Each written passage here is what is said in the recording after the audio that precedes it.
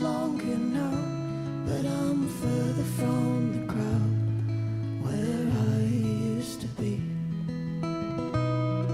This house feels so much smaller now, but I can't stay here on the ground. I need to find my feet, but I don't wanna cheat. So please, please, life, go easier on me. It feels like I've been chasing clouds, catching smoke, it's all too loud, with no room to breathe. Sometimes I try to write it down, paint a picture of this town.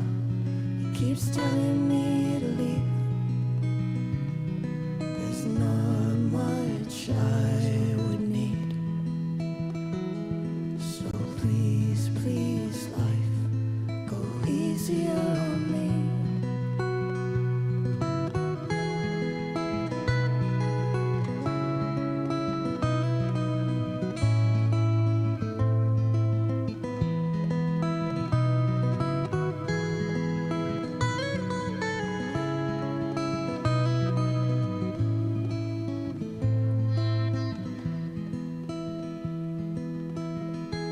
I've said things I didn't mean, but I was only 17. I still had my pride. I think there's a part of me that just doesn't want to leave, but I'm going with the tide, where the water set me free. Oh please, please, life, go easier on me. Now I think there's a part of me that just doesn't want to leave. It weighs heavy on my mind. I've waited patiently. So please, please, life, go easier on me.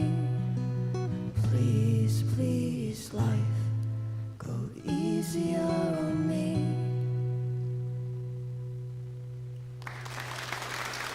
Thank you. Nice, nice, nice, nice.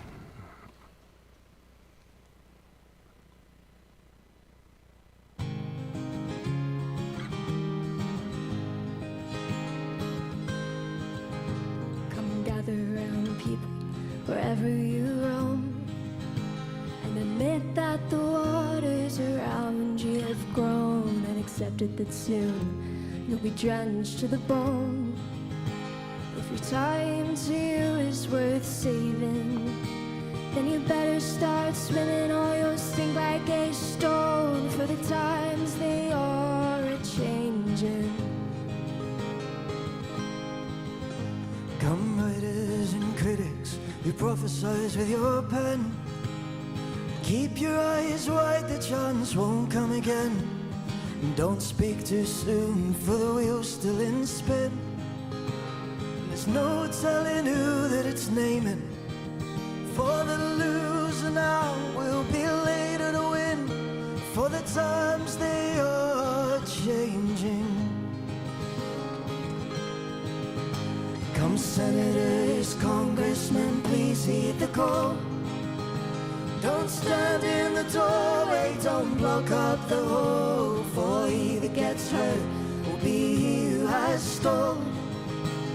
The battle outside raging will soon shake your windows and rattle your walls, for the times they are changing.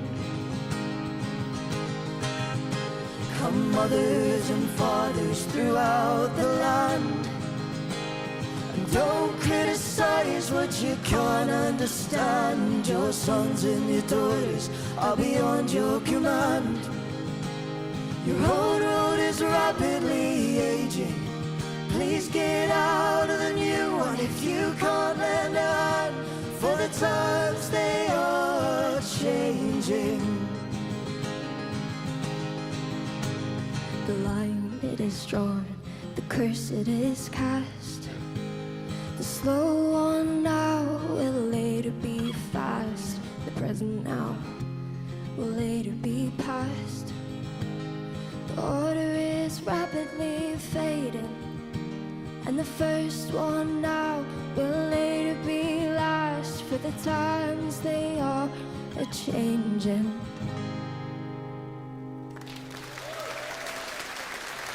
Thank you.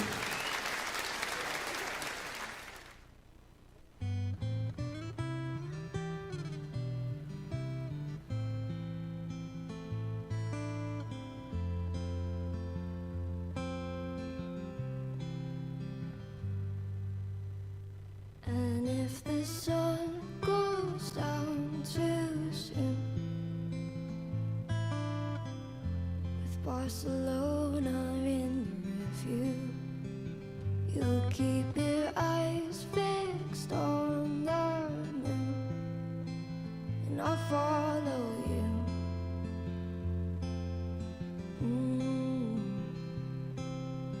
100 miles to go, till the air is clear and the trees leaning close.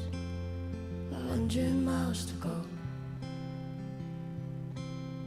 chasing the gold light, with promise hanging heavy in the skies. We cross state lines, and if the sun goes down too soon, with Barcelona in the rearview, you'll keep your eyes fixed on the moon, and I'll follow you. I'll follow you. Darling, another day to go, till we reach the skyline on the eastern coast, and see the cafe where the prophets are. How to get this far, with nothing but a suitcase and guitar. What a place to start. And if the sun goes down too soon, with Barcelona in the rear view, you'll keep your eyes fixed on the moon, and I'll follow you. I'll follow you.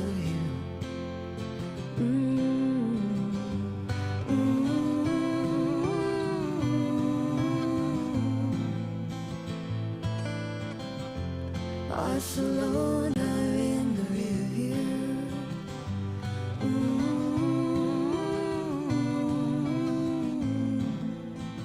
I'll follow you. I'll follow you.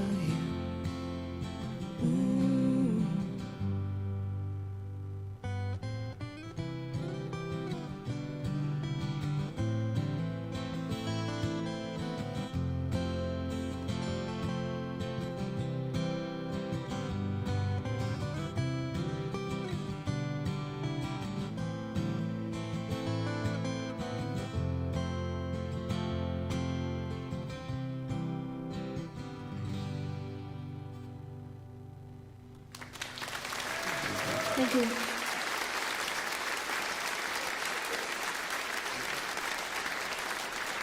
We've been Jack and Daisy. Thank you so much. Thank you. All right. That's Jack and Daisy. Check it out. Don't believe me. Yeah, I just not doing much recording these days, or studio work, or anything like that. do some live streams and keeping it simple, man. I like a good stage mic, you know. It's just comfortable. Condenser mics. I got a couple. It's good for recording and stuff. Yeah.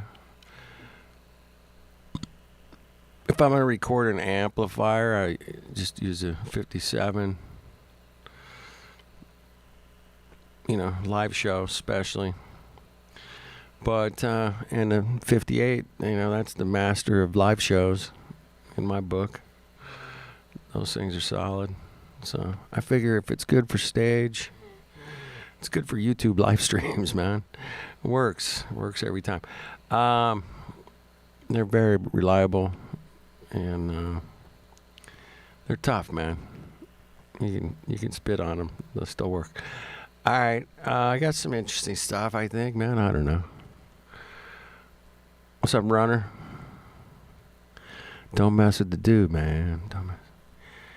Yeah, it just lasts forever. You know, drop them, dent them, spit on them, spill your beer on them. They just keep going, man. Just keep going. You know, I've tried all kinds of mics, man. I had some groove tubes. It's a freaking. I borrowed some really high-end mics a couple times. They're nice, man, but they're so expensive. It's like, you know, for what I do, it's not really worth it, man. But yeah. Cool, man. Love a good microphone, though. It's so cool you get to build them, man. I just build guitars and stuff like that. It's kind of cool. I don't know. Yeah. All right, man. I don't know. I got some Tartarian shit to talk about. Or no, I don't, but just something different, man, off the platform. I didn't want to cover that stupid launch today, man. I'm like, fuck that, you know. I'll wait for the super cuck in a couple days. We'll see what happens, but yeah, we'll be on that for sure, man. We're check it out, but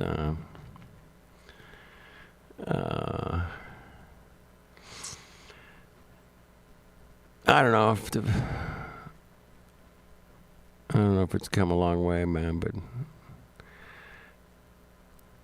McTool, yeah, Mongo.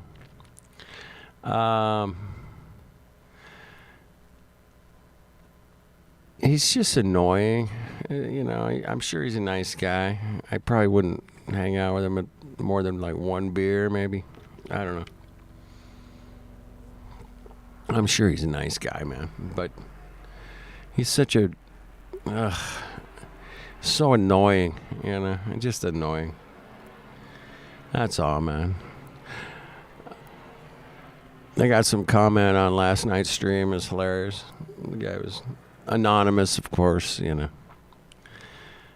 He's been working with satellites forever, blah, blah, blah, whatever, you know. Yeah, bro. We put your shit to the test last night. It was pretty good. Yeah.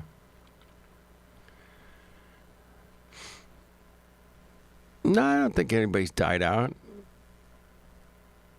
or bugged out. They're still around, man. It's just a different. It's not as intense as it was, you know. It was pretty intense there. People telling us to not have children and drink bleach and doxing and all kinds of craziness. It was pretty wild, man. But we got through it. We're on the other side now, just kind of cruising. There's a lot of good stuff happening, man, for sure.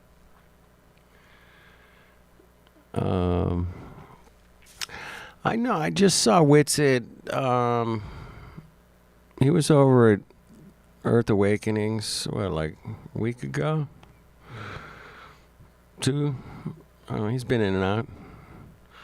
You know.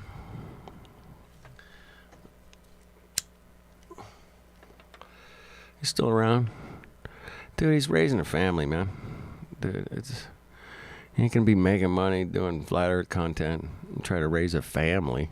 Dude, you got to do something a little more substantial than that. I mean, maybe if he had just a regular, I don't know, Jesus Christ podcast, he might be able. Maybe he's doing that, making some real money. You know, life happens, bro. It happens for sure. Yeah. Electrostatic gravity. I mean, it is a thing. It's probably not what makes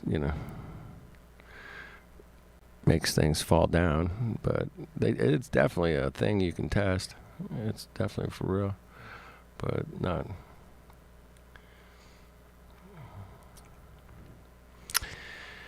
Yeah, maybe it's not that important, really.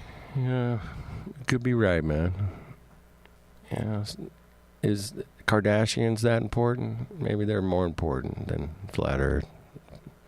They're certainly more popular than Flat Earth. Yeah.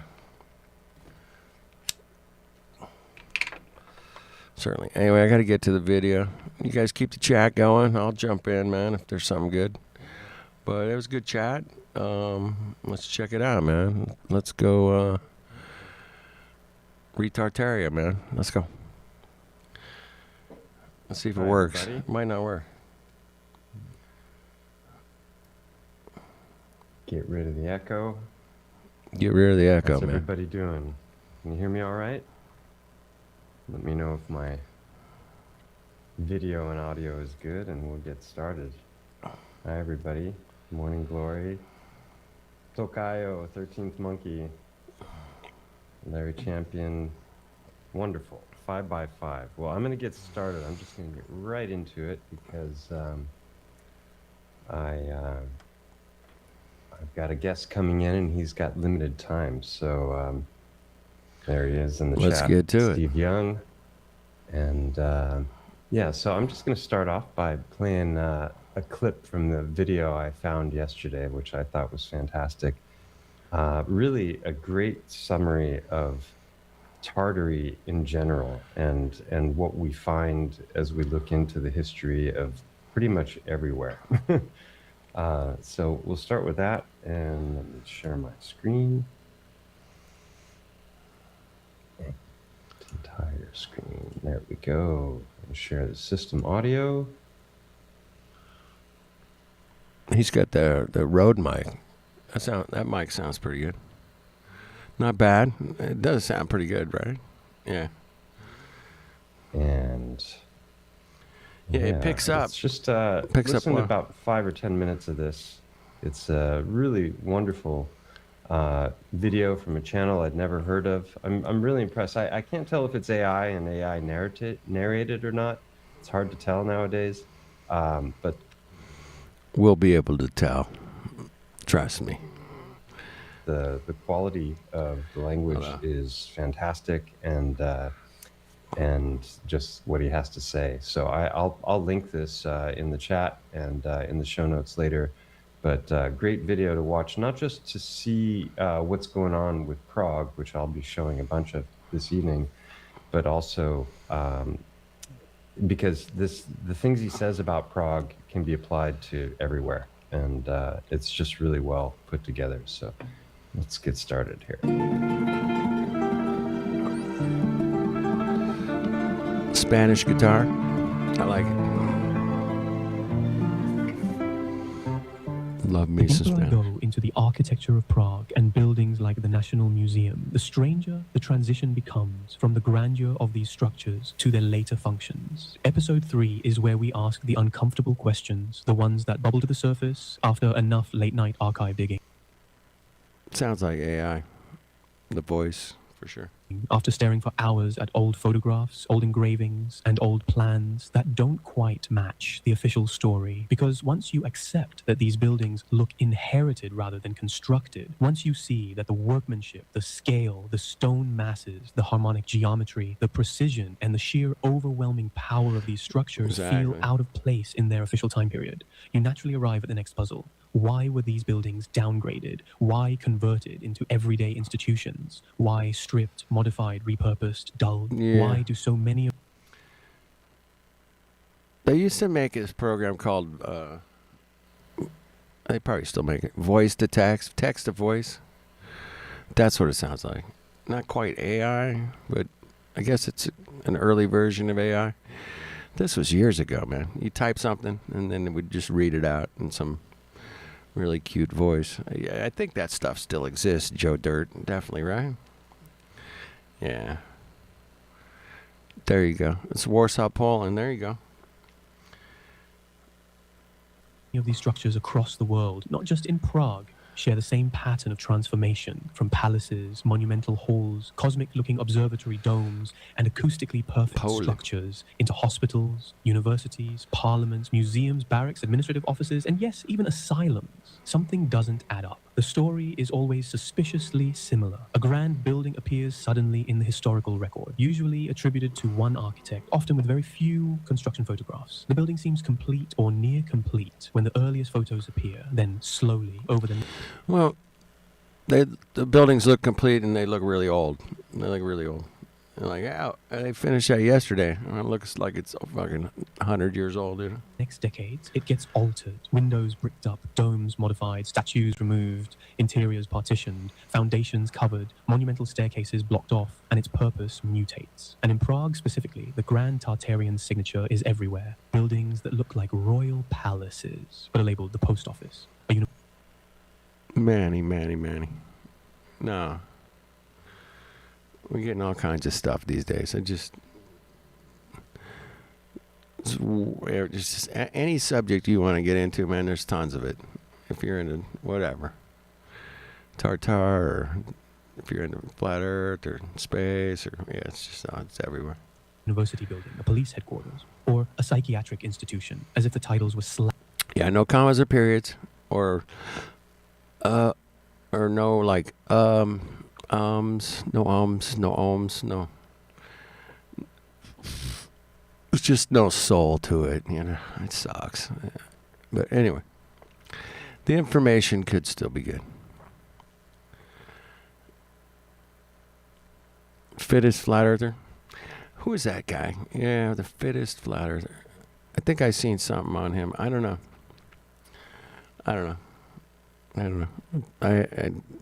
I'm not watching this shit. Lapped on long after the fact. In episode 3, we explore why this might have happened and what it suggests about the period between the mid-1800s and early 1900s, a period historians love to call a renaissance of nationalism and cultural identity. But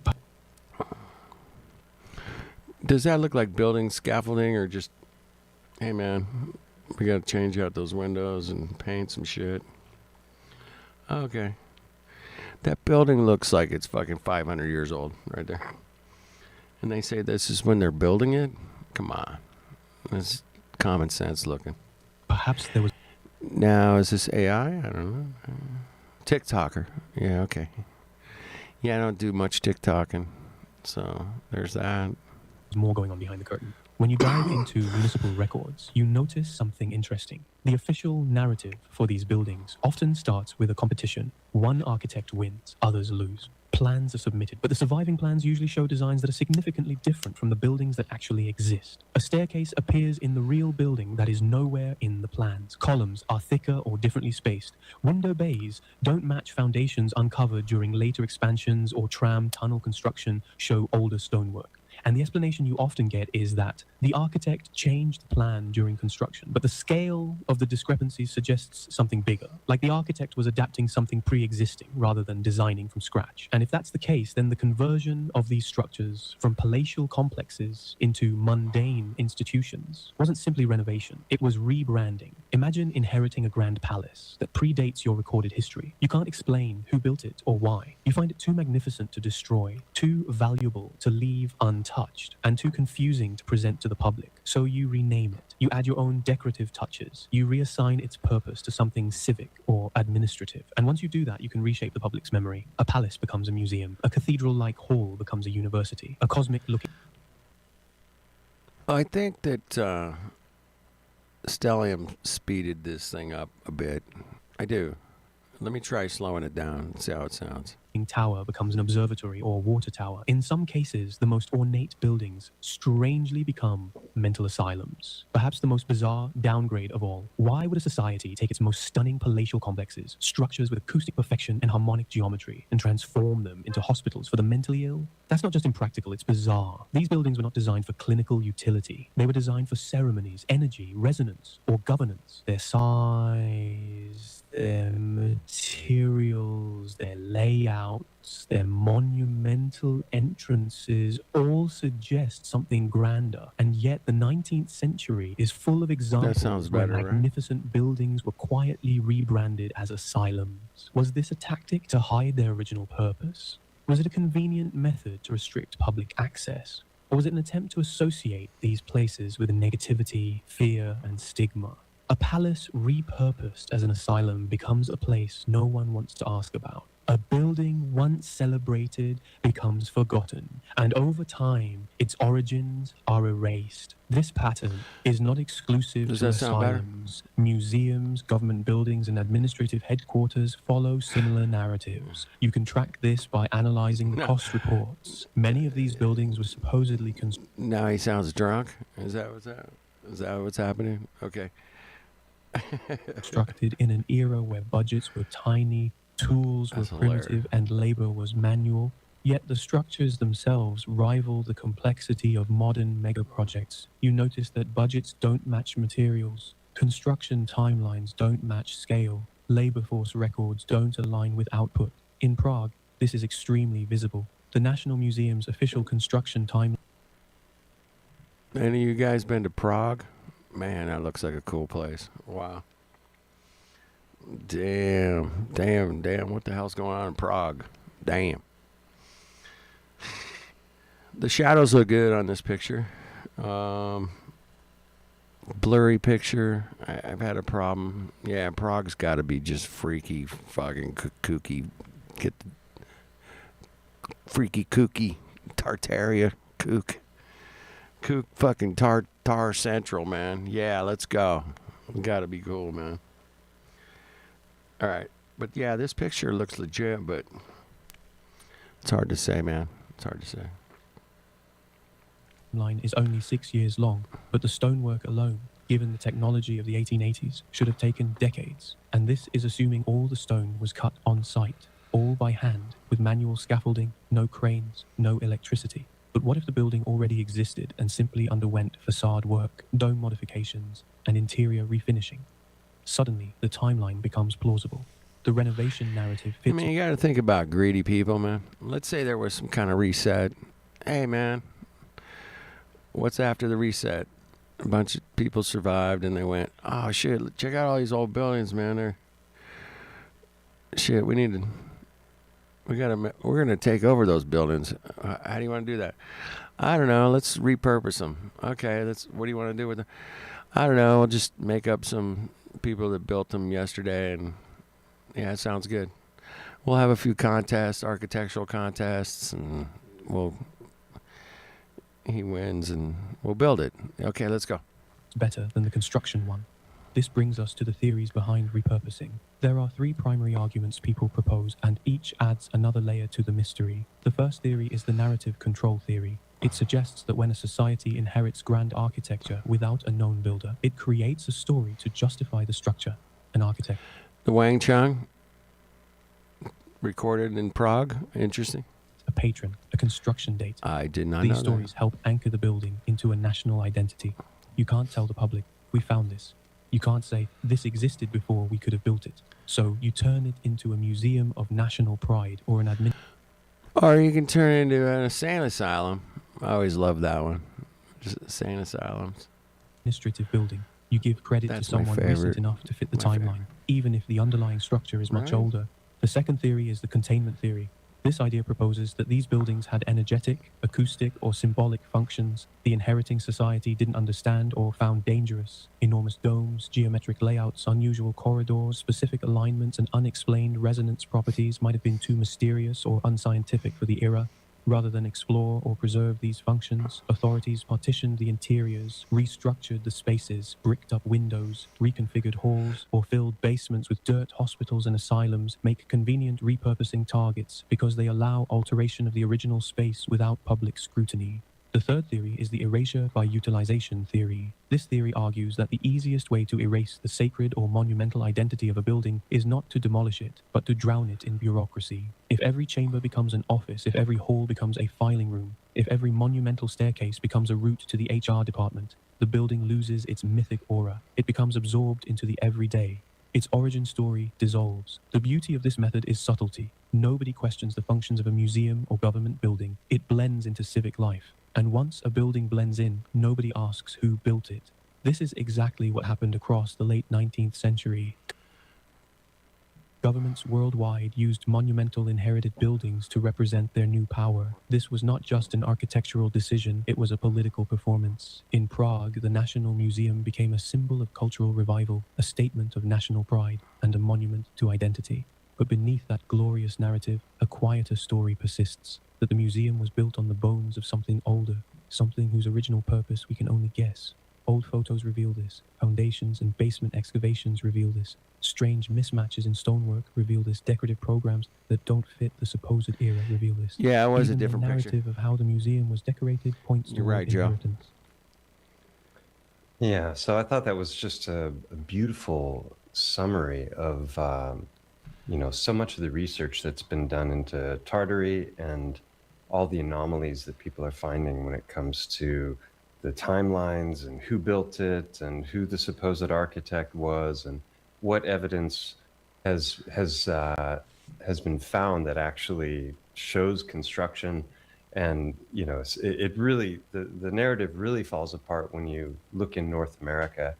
I was just watching John Levi's latest video last night, and what I can say about him is, like, almost every single video that he does now is just a narrative destroyer in and of itself. And all you have to do is go into one building, like the building in this thumbnail right here. Shout out to John. Was built in Paris and supposedly dismantled and then brought to Brazil and reassembled and then destroyed like 30 or 40 years later. And it's just absolutely ridiculous when you look at the building.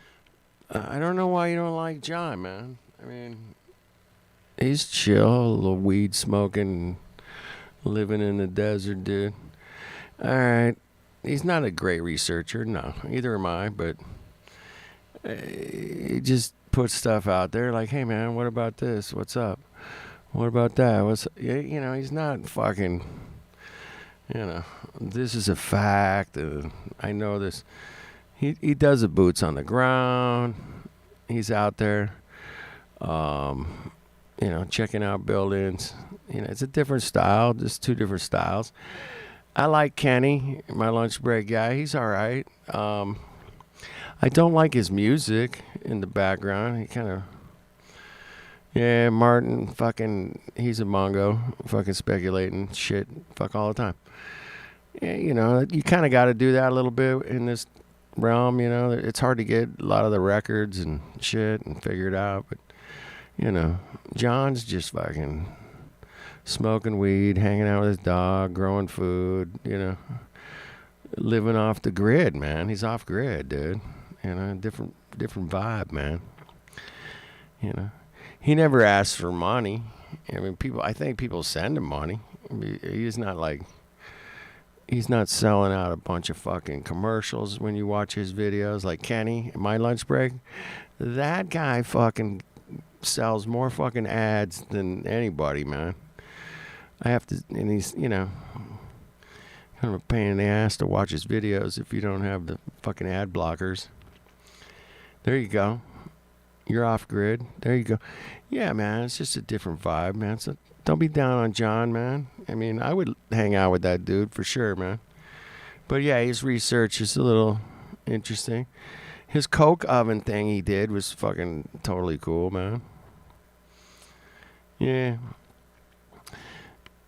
He was out there checking out the coke ovens all over Utah there. The shit he did on, like, Salt Lake City is pretty good. Yeah, he's done some good stuff, man. But you never know where he's going to go, man, because he's kind of, a little ADD, so you got to, it's hard to follow. I'm ADD, so, or whatever that is, You smoke a big one, man. Watch John. You'll be all right, bro. You'll be all right. All right. Yeah, I mean, there's good ones, bad ones. It's hard, man. You got Martin. You got My Lunch Break. What was the other one? There's a couple that are out there. They're pretty good, man, for sure. But there's a lot of bad info. There's good info in anything you look at. I get it. But, you know, at the end of the day, man, we got to go. Got to do our... All right, man. If you got some good ones, man, drop me a couple links, bro. My Discord's all fucked up right now, man. It's not working with my OS. My OS, Discord don't like my OS right now, man. All right. Back to this, man. Yeah, I'm working on it, man. Trying to upgrade my OS, but it says my computer's too old to upgrade my OS, bro. You ever been there? Yeah, fuck off. My fucking computer's 11 years old this year. And it's been working great, man. I did how many fucking hundreds of live streams on this bad boy? Come on, bro. I mean, I worked this fucking thing to the max, so. Let me get a new computer. I'll be back soon. Be back on Discord, man. But ain't fucking boomer. You fucking Xer. Nah, it's an Apple, man. You know.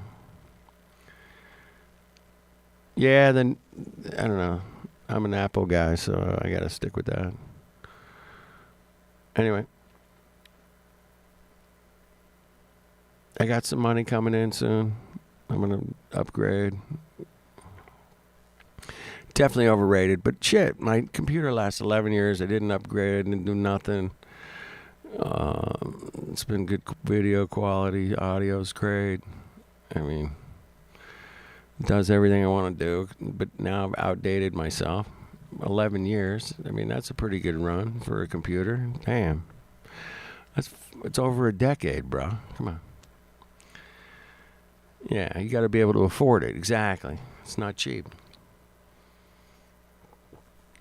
So I like to buy good, and it lasts 11 years. It cost me $2,000, but it lasts 11 years. All right, 10 years. Okay. But that, you know, you're a PC guy. What are you going to do? All right, man, I'm never going to get through this video. Fuck, you guys are killing me.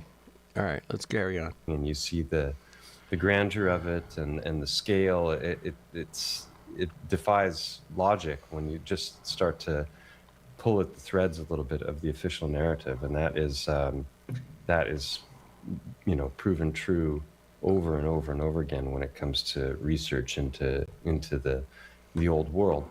So I've been watching John Levi for years. I've been looking into the Tartary mud floods, starports, and all the other subjects, the sanitariums, the World's Fairs for about a decade now, and it's really nice to see how far it's come when it comes to the quality of the research that's being done, and the especially with the boots on the ground stuff. You know, there's so many people not just looking into Tartary and altered history and looking at the architecture, but also geology as well in different sites around the world, and it's just it's hard to keep up with it all. But it's fascinating.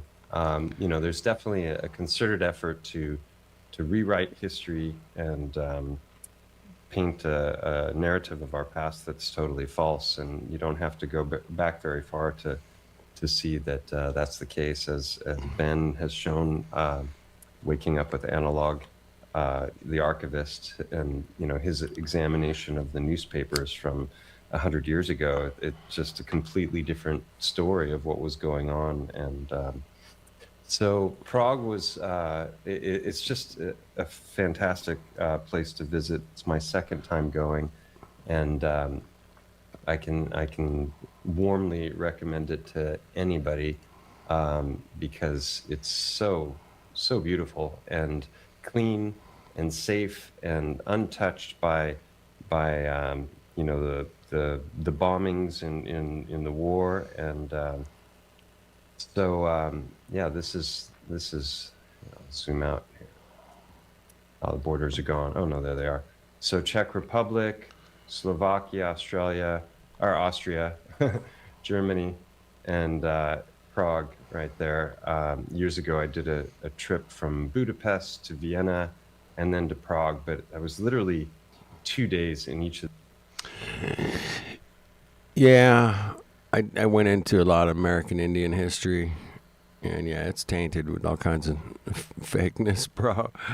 It took me a while to, you know, come down off my horse on that one. But yeah, it looks pretty cuck. To the cities, which is absolutely ridiculous, because I should have just spent a week in one of them.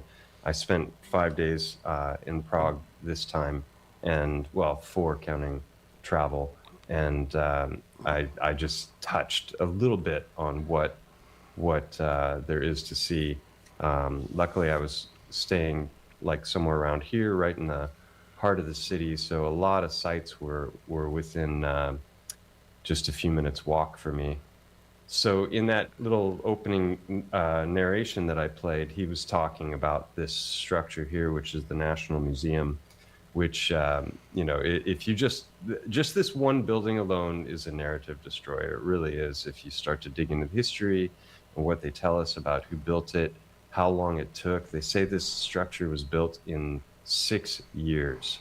And I have a hard time imagining that. I'll show some the photos that I took, but this thing is just absolutely massive, and you can't help but be impressed when you're right next to it. And to think of this going up in 6 years, along with everything you see here, is all impressive. It's all old world build in this central portion of the city, and then you've got the.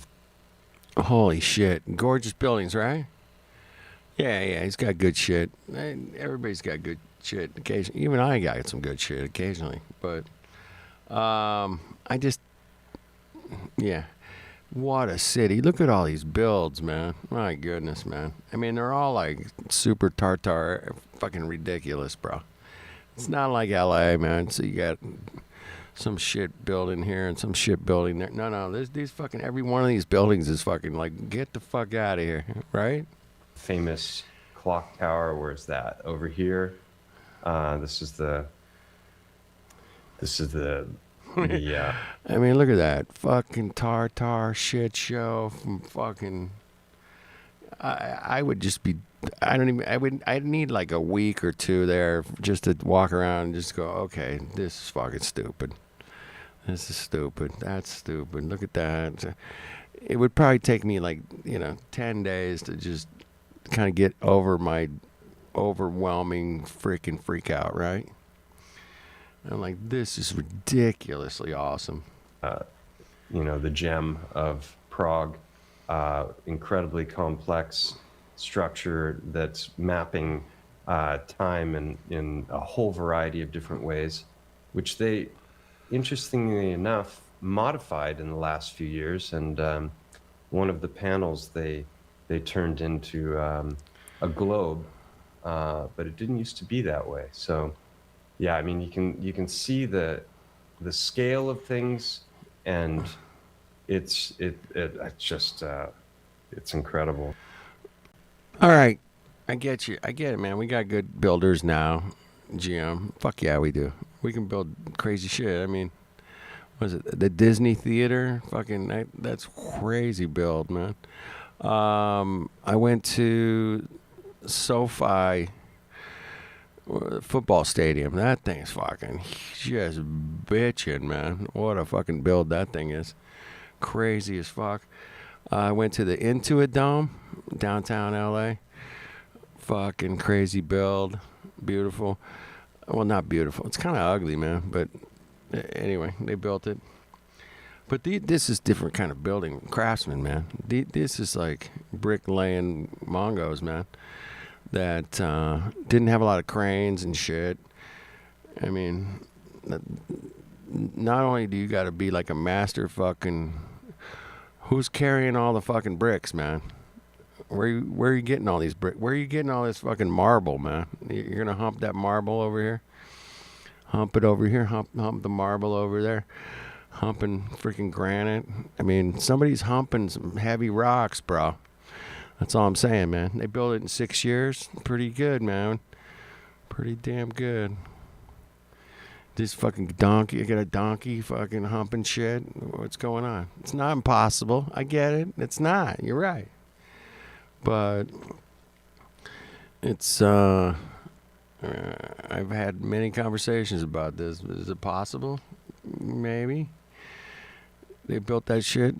But the documentations of how they built it, when they built it, that's where, you know, my lunch break gets into that. You know, like, what's going on? Who built the shit? Where's the records? We don't have records. What do you mean? It was 1890, man. You should have all kinds of records.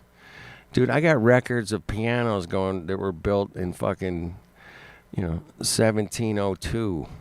I mean, I got records for shit that was built back then. For fucking pianos, for fuck's sake. Fucking, much less some kick-ass fucking building. Fuck, where's the record? Where's the drawings? I got drawings. Fuck. Kinds of shit on pianos going back. Hundreds of years, man. Anyway. Cool city, bro. Would love to go there. Some pictures of the National Museum. This is, you just saw it from the outside, but this is what it looks like. The interior.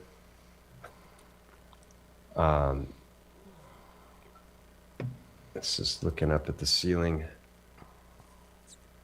Just perfection, absolute perfection when it comes to the structure, the build, the geometry involved, and yeah, just a quarry down the road, crank it out.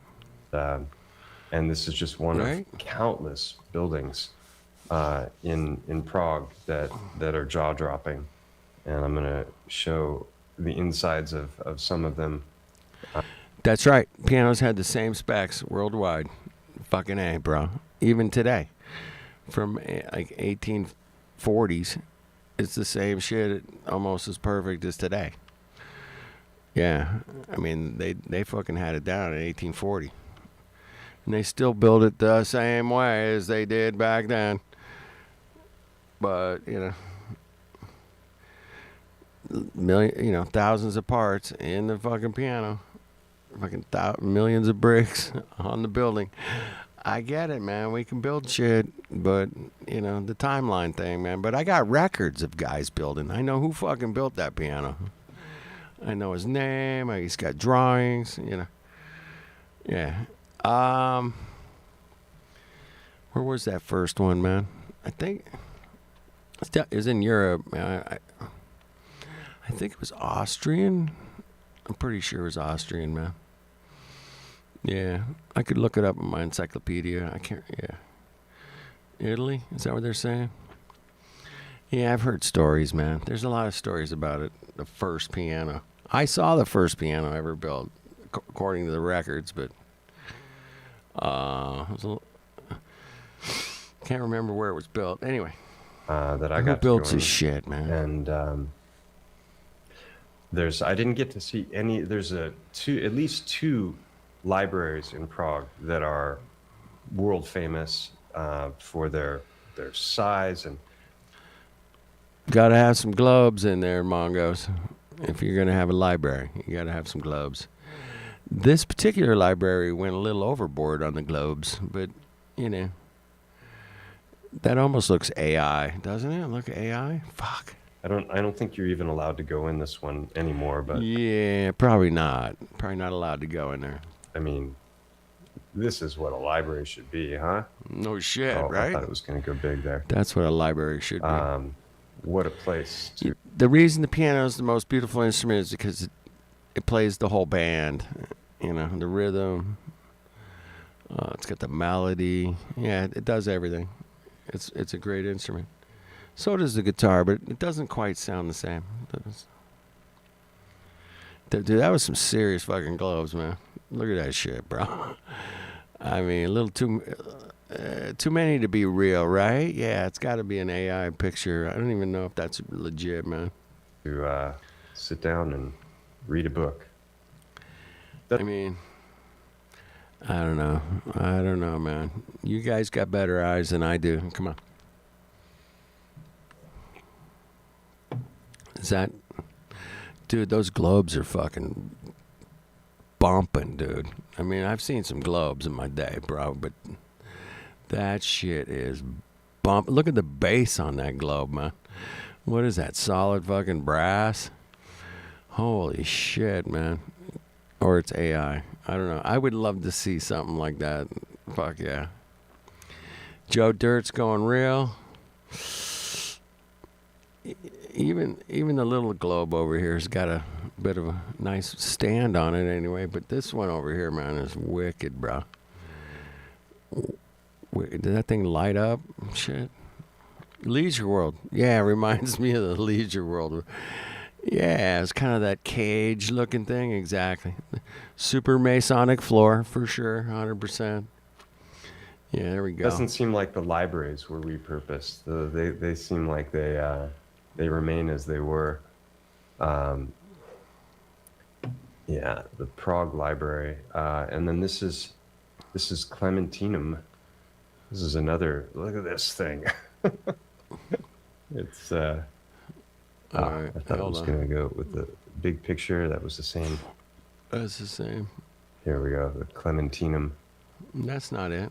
That's the same one. That's the one I was looking for. Looks like some. Did you guys ever see that library? I think it was in Cleveland, Ohio. It looked like this, man. It was like 3-4 stories, just fucking books and beautiful railings and this. Yeah, it was like this. They just tore it down. What?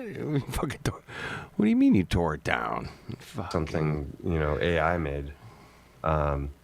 It does look is AI. it real, and you can go see them for yourself. Yeah.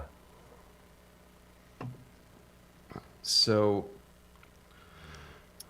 I did a ton of walking, sprained my ankle 2 days in. So my last 2 days, I had to choose between hanging out in my Airbnb or just suffering, and I chose to suffer and found my ankle, my foot. It was actually my foot, not my ankle, that I hurt. But the longer I walked, the better it felt. But the next day was not the case. So. Yeah, let me just pull up some of these. Dude, did you take any pictures, bro? Some of the shots that I took. Here we go. You took some pictures. That one. This was the view from my Airbnb. I splurged a little bit. And that's looking at the square. That's the clock tower there behind. And then up on the hill there, it looks like a fairy tale castle on the hill. Right. That's said to be, by many, the largest castle complex in the world. 13th Monkey in the chat disagrees with that theory, but it is pretty huge. And just where'd it go? There it is. Wrong screen. Hey. There. Yeah, so these are just some shots that I took while walking around the inner portion of the city. It's fucking Disneyland for Tartaria. Is Prague.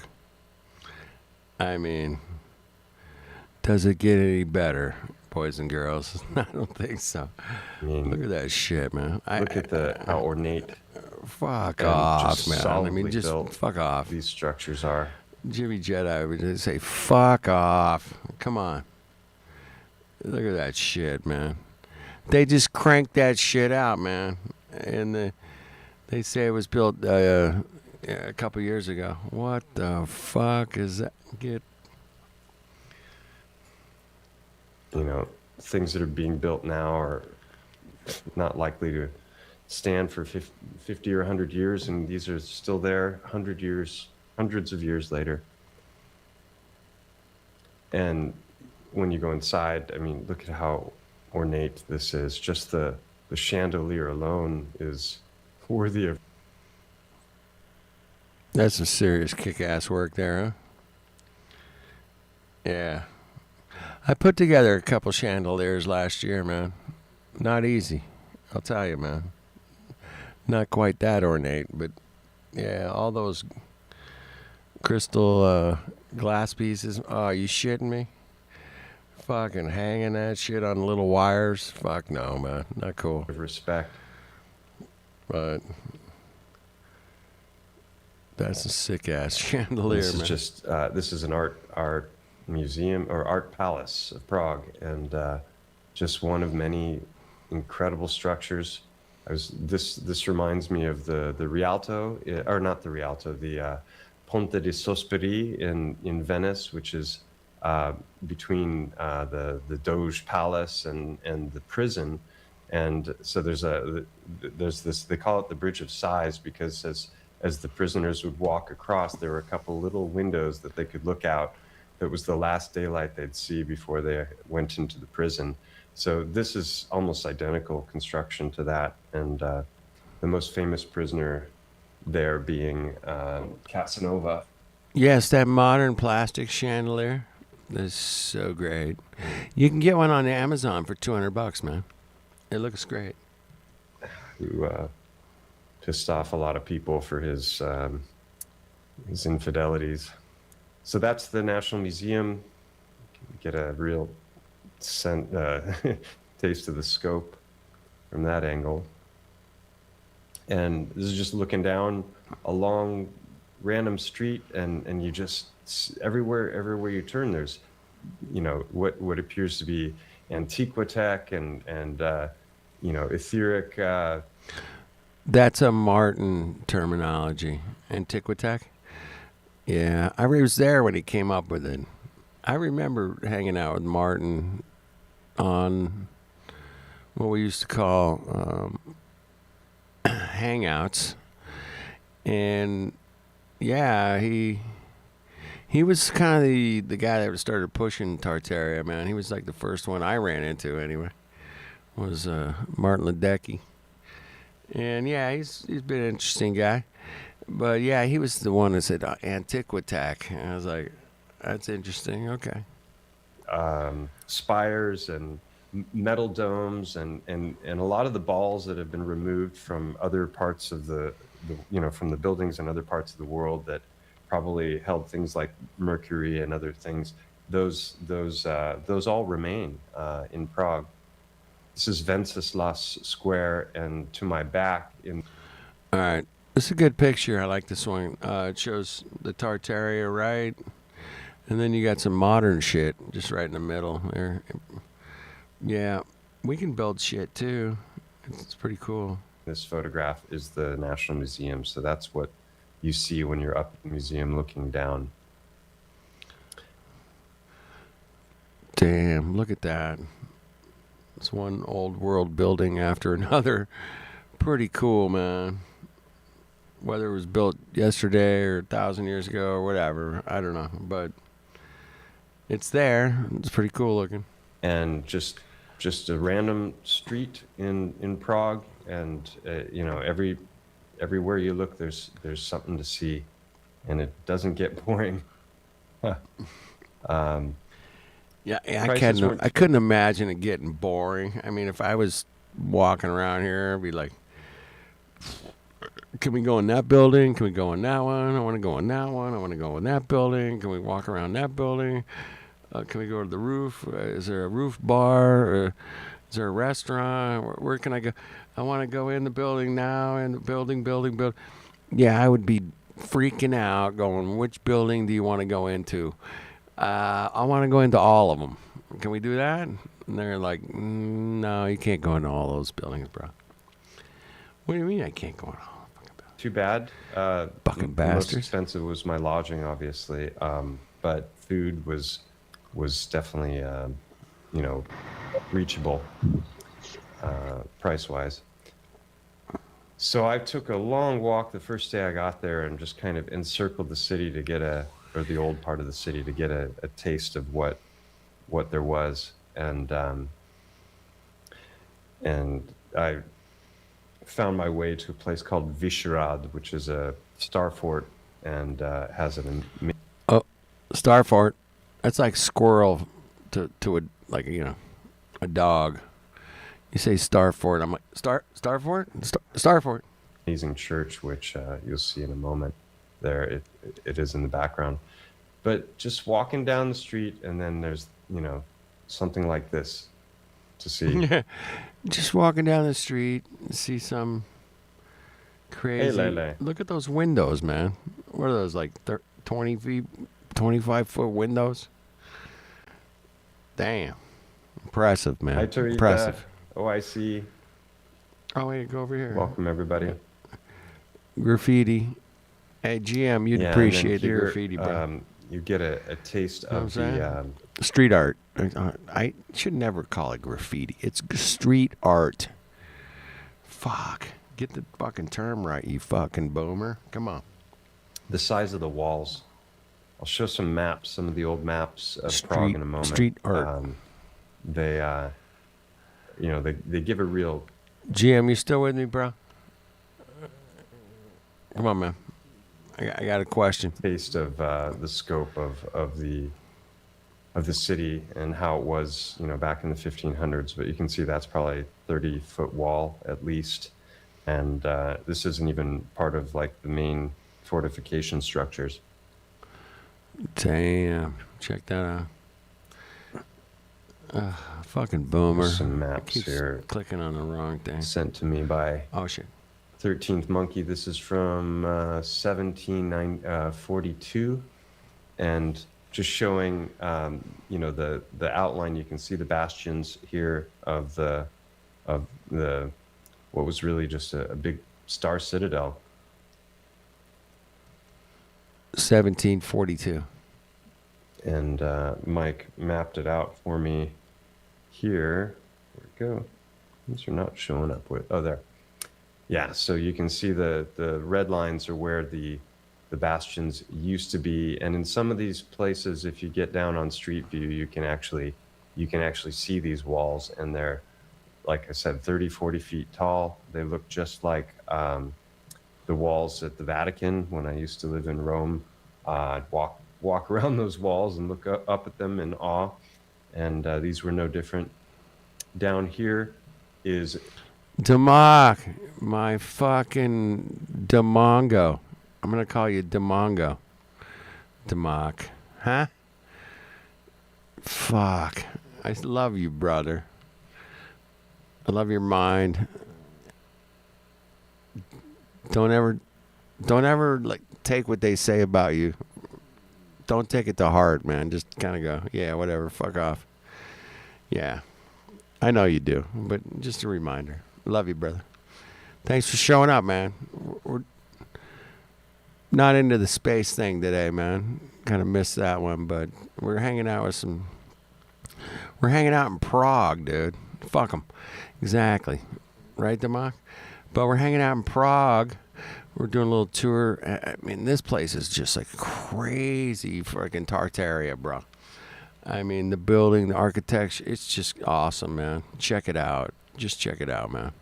Vyšehrad, which is there's a star fort there and a church, and I got a couple video clips of me walking around, and so Steve is gonna come in and we're gonna talk a bit about alchemy, and I have some clips. I took a tour of an alchemical museum, which was amazing.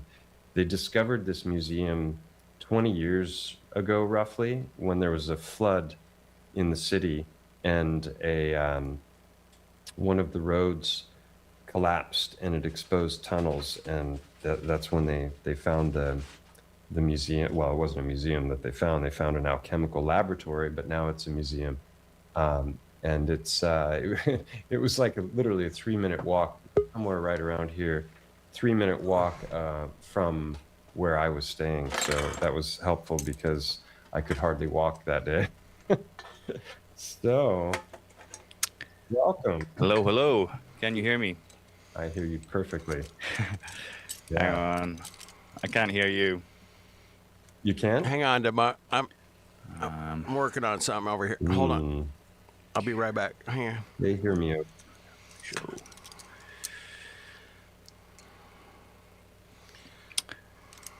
I can't hear you, Mike. Can't hear me at all, huh? Let's see. Welcome to Hangouts, Mongos. Remember those days? Come on, Demok. I can't hear you, Demok. What the hell's wrong with your mic? I don't know. Everyone in the... Oh, I've got you. They can hear. You got me. You okay. hear? Are you there? Okay. You got it? All right. Okay. I was like, Good everyone evening. can hear me in the chat. Good evening. Welcome, sir. Surviving the cold in Scotland?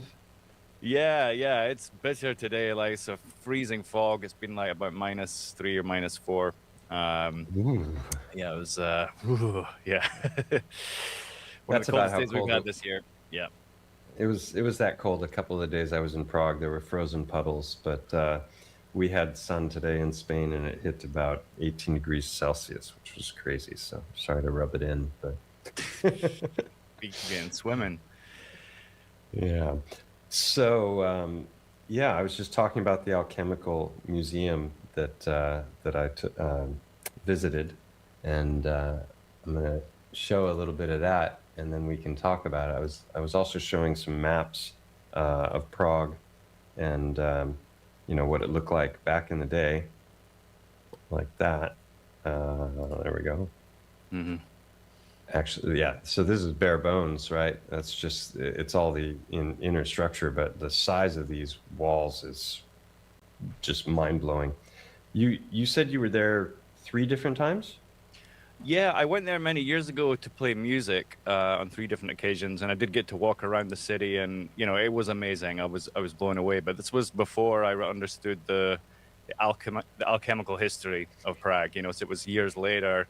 I started looking into the alchemy of it, and I've been looking into it again today, and just going a bit deeper with it, and it's absolutely fascinating. It seems like the city itself is like a living.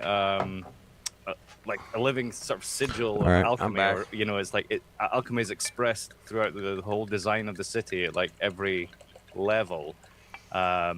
It's yeah, like a central alchemical. It's like an alchemical city, and yeah. So there's things. I mean, we can talk about it after you show your videos, but yeah, I'm blown away by what I've been learning about it. Yeah, and there's such a continuity to the architecture. Like it was, you know, it wasn't designed mishmash, piecemeal. You know, we'll build a bit here and then a bit there. It was there's like there's thought behind everything in it, and it's obvious when you see it and you experience it firsthand. So yeah, let's see. I'll pull up some of the clips that have to do with the museum. Here we go.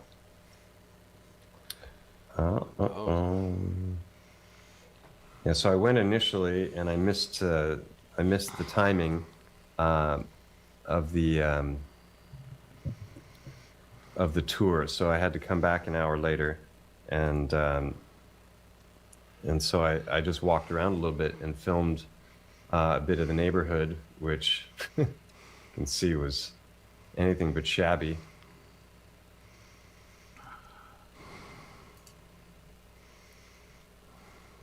And that's the entrance, Speculum Alchemy or something. Yeah, Alchemy. They got some potions.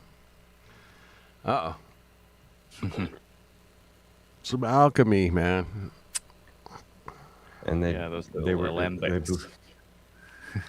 Yeah, I was asking about It's the Alchemy Museum, bro. Wow, that's pretty heavy. those. Tell people why they're shaped that way. Yeah, well, I think it's for distillation purposes. So you know, you heat. They kind of have this neck that goes up and like curves round and down like a, you know, like a bird, and you know you can use it to heat the liquid and then bring it up and then bring it back down again and cool it for distillation. So yeah, obviously distillation was a Right. pretty Love simple. love the escapes. distillation process, man. That's how they make alcohol. Damn it. Yeah. Yeah. Yeah, so as I was walking around, I just stumbled across this. This is one of the famous sites that a lot of people intentionally go to. This is I think it's an homage to Franz Kafka. Why is that guy, dude? He's got a big hole in his pants. What the hell? Strange, fuck is strange that? sculpture. Not sure exactly. Extracting the spirits, bro. That's right. Through the distillation process. That is the weirdest statue looking. Welcome to alchemy, right? I guess that's it, right? Metallurgy, alchemy, right? It's the Copperhead Road, man.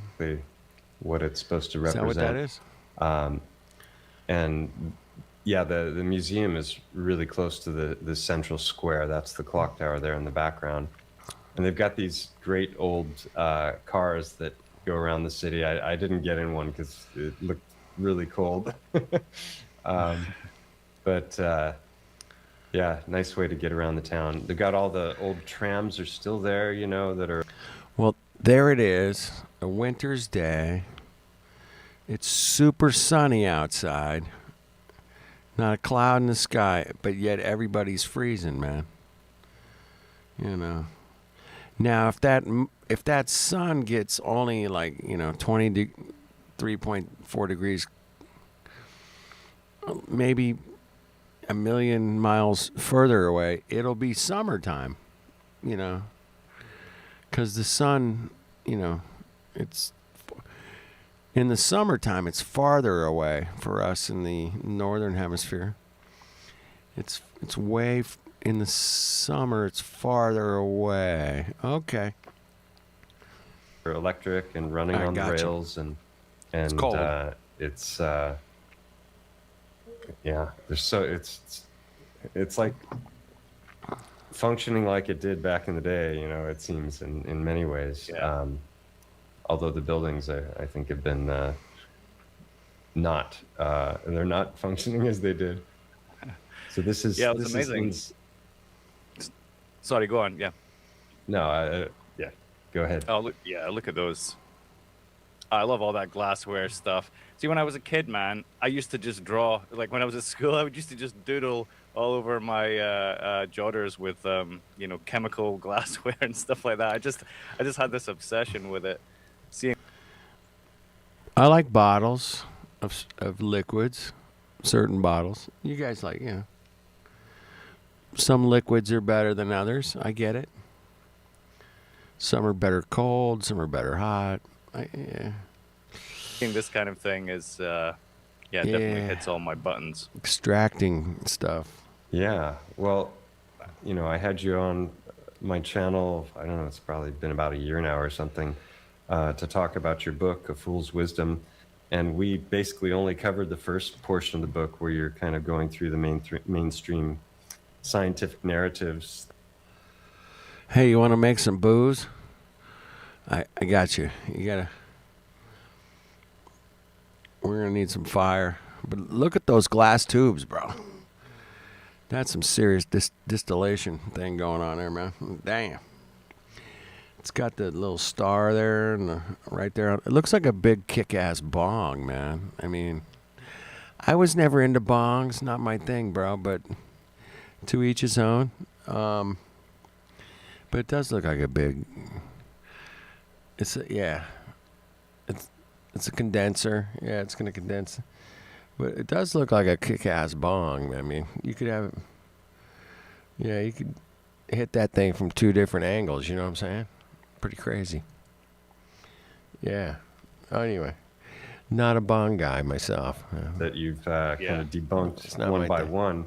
And, the second half of the book is all about alchemy, and it was incredibly interesting. And I had all sorts of notes, and my copy of the book that I had taken notes in and underlined went missing. And I have your book now, but I have to reread the second half again in order to take all the notes. So I'll have you back on and we can talk about that. But you are an alchemist, a musical alchemist as well. For those who I like music.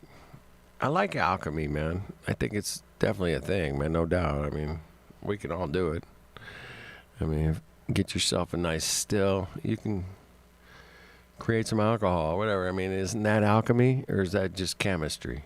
I mean, which one is it, man? Is chemistry alchemy or is alchemy chemistry? Is it just a trick fuck in the word? I don't know, man, but there's no doubt we can make cool things on Earth that, do different things. I mean, you take a grape and turn it into wine. Oh my God, that's alchemy. Or is it just chemistry? Or is it, what else could it be? I mean, that's my question. I mean, it works. Definitely works. You can take milk and turn it into butter or cheese, right? Is that alchemy or is that chemistry? What is it? You guys are tracking what I'm saying? Are you guys smelling what I'm stepping in? Shout out to Flatsy. She gave me that one. Are you guys smelling what I'm stepping in? No, maybe not. You guys are. You guys are sharp. Fuck. I don't know, Steve. I'm preaching to the choir. Fuck. Let's see. Right here, Stephen A. Young. He's written a fantastic book called A Fool's Wisdom and has put out a bunch of great videos and talking a lot about You guys check true it out. science, which is once upon a time was called alchemy, and it wasn't a false dichotomy of materialism and spirit. It was an understanding that everything contains both, and represents in my understanding a far deeper understanding and knowledge of reality than what we've been given.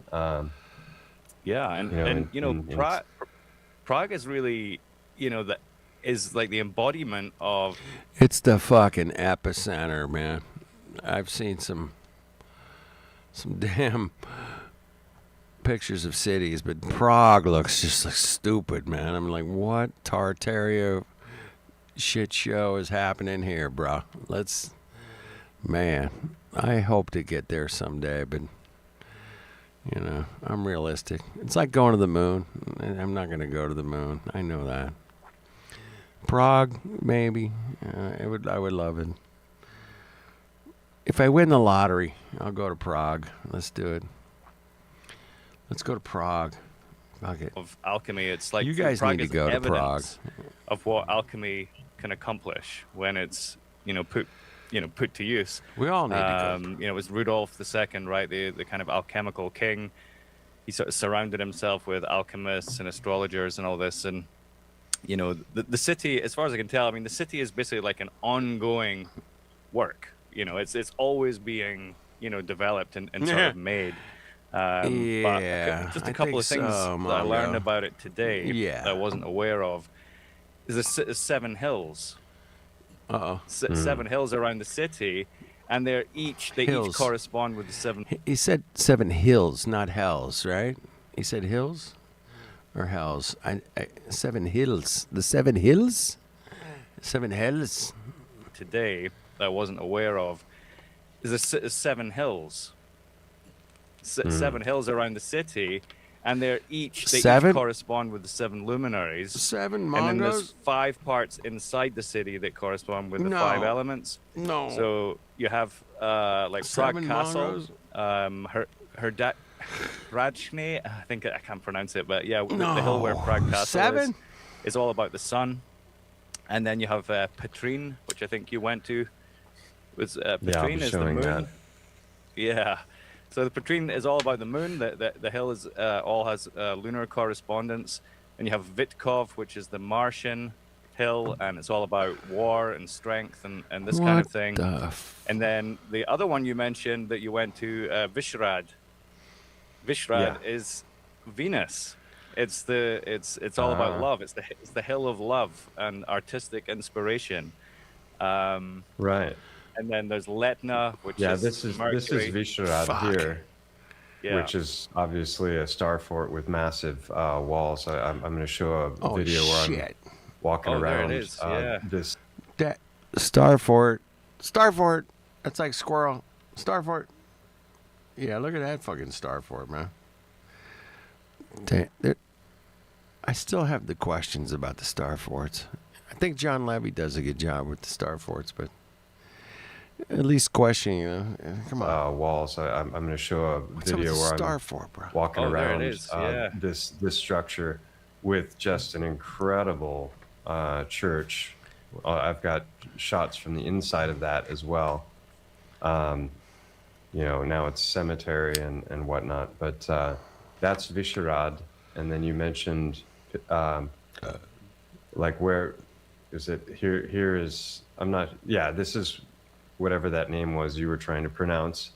This is the castle. First one, this Prague is the Castle, famous yeah. castle complex here with the Yeah. cathedral in the. Look at that shit, bro. Cathedral within the castle, within a Starfort, man. All right? This is where we're going with this.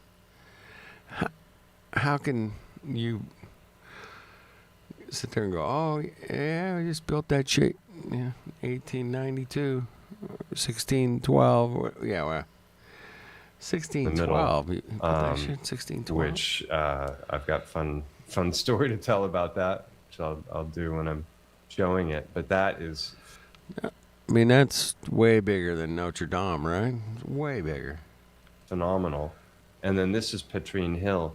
So it's interesting you're talking about the 7 hills, because Rome also has 7 hills, and I think that's reoccurring. But let's see. So here's definitely one of them. This is one. Maybe this, and then Vyšehrad is over here. So, And I'm even wondering, after seeing that one you just showed, if by hills, actually, in some cases, these hills are actual star forts. Right. Yeah, They're me maybe too, not natural bro. hills, but Yeah, man-made exactly. structures, like the first one you showed. yeah, like the whole, Yeah. the entire hill itself. Their hills and the buildings, the star forts everywhere. Yeah, that's just, yeah. Yeah. Yeah, like in a fact, I man-made think hill. there's I saw a video where the guy was going through this area, and this is it here. I think this is, it could very well be that the entire hill is man-made. Yeah. Could be speculation. Yeah, just I incredible. mean, It's this just is just, unfathomable, the design. I have no idea what this is, but this is just a random building I was looking at earlier. And look at this thing. It's got you've got the mud flood windows here at the bottom. It's got 1, 2, 3, 4, 5, 6 levels, and it's like 30 windows long times 6. It's like just metallic roof. It's just, and it just, when you look at the whole city, it just kind of blends in as a smaller structure. Yeah. It's mind-boggling. Yeah, the really, cities. the whole thing. I was thinking about cities the other day because I was in Edinburgh, and it's a similar kind of thing. Just amazing buildings everywhere, and you can't quite fathom how they built it all. But it's not just buildings, right? A city's not just buildings. A city is also doors. Yeah. So for many buildings, there's even more doors, and your experience of a city is about the doors that you have access to. When we go to the city as a tourist or whatever, we only have access to the same doors as everyone else, like the public. All the public doors are open to us, but there's all these other doors that are closed. And when you look at cities like Prague, and you wonder, like, what is going on the top floors of those buildings? Who has the keys to those doors? What are they doing? How are they living? I almost think there's just a whole other world of people living in those buildings that we don't even know about.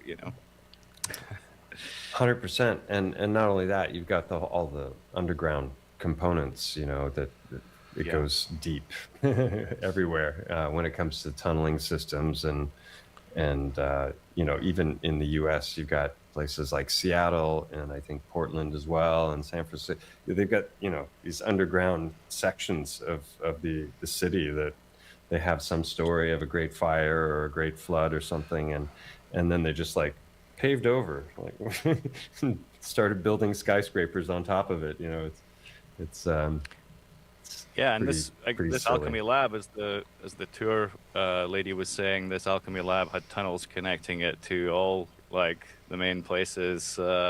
Prague, even like a tunnel going under the river and everything. It went to the square with the clock tower. It went to the big castle with the cathedral that I was just showing on Google Earth. And there was a third place. And I don't remember if I already said it, but there was I said it before, but I don't think you were here yet. But there was a flood about 20 years ago, roughly, that caused a bit of one of the roads to collapse, and that exposed the tunnels. And so that was how they found this laboratory here. And I'm gonna play some clips because the woman who led the tour let me record the whole thing. But this is just the upper section, and I don't want to spoil it. So here she is. She was great, and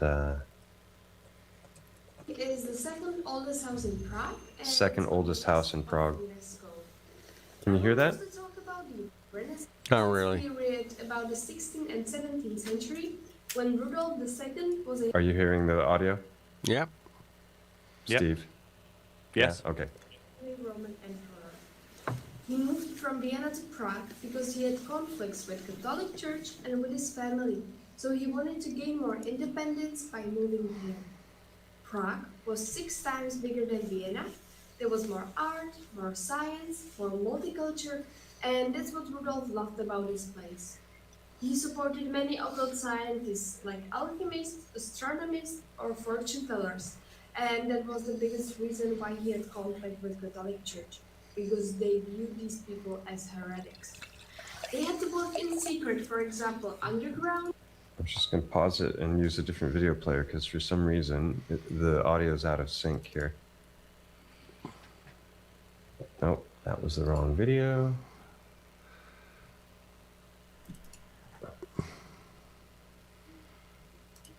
There we go. Separated into 3 single-floor houses with an inner enclosed courtyard. The first house, this one, was a herbal pharmacy. The second one was a pub, and the third one was a hostel. Under the building, there is an intersection of secret escape tunnels that led all the way to the Prague Castle, the Republic Square, and the Old Town Square. There is also the laboratory. Escape tunnels. This room is a study room that was meant for scientific research. People came here with their exotic wares to exchange information or to make deals. One of the most interesting things in this room are the original painted elements in each corner of the room. Here you can see water, air, fire, and earth. They are from the 17th century, and alchemists used them for their furnace, for their elixir preparation. So they concentrated this energy through the chandelier that's in the center of the room on the ceiling, and then all the way down to the furnace. This part of alchemy was called hermetics. When we look more closely at this chandelier, you can see a creature on it. It has horns, No shit. but it's not a devil, it's a Moses. It's a Moses. From Bible that served What? as a mediator between heaven and earth. It wasn't supposed to have horns in the first place, but due to a mistranslation in Bible from the 4th century, he has them. And people weren't surprised at the time because horns were a sign of power for centuries already. Many gods were pictured with them, and even Michelangelo later in time painted Moses with horns. You can see him, for example, up here on this library. There are faces of Moses, and on the bottom there are faces of alchemists. This library is only a replica of the original one because the plans of it were stored, but the original one was unfortunately eaten by woodworms. So this replica has many... Hey, GM.